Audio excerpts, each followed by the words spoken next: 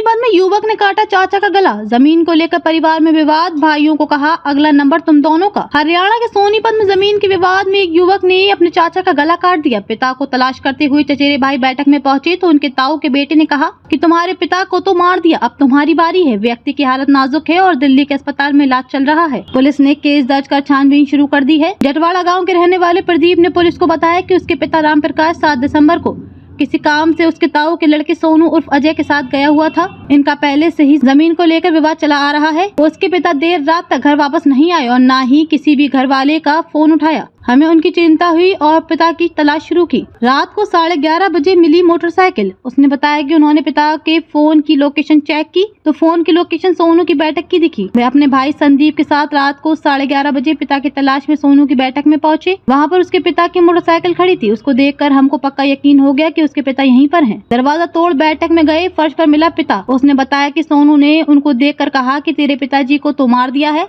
अब तुम दोनों की बारी है। इसके बाद वे दरवाजा तोड़कर बैठक के अंदर पहुंचे तो उसके पिता राम प्रकाश फर्श पर गिरे थे। उनका गला किसी धारदार हथियार से काटा हुआ था। दरवाजा खुलते ही सोनू मौके का फायदा उठाकर भाग गया। जाते वक्त कहकर गया कि तुम दोनों भाइयों को भी जान से मार दूंगा। व्यक्ति की हालत गंभीर। प्रदीप नग बताया कि सोनू ने उसके पिता से रंजिश रखते हुए किसी तेज धारदार चीज से गला काटा है। वह अपने पिता को इलाज के लिए सोनीपत के एक निजी अस्पताल में ले गए। वहाँ से मैक्स अस्पताल दिल्ली लेकर गए हैं। उनके पिता की हालत काफी नाजुक है।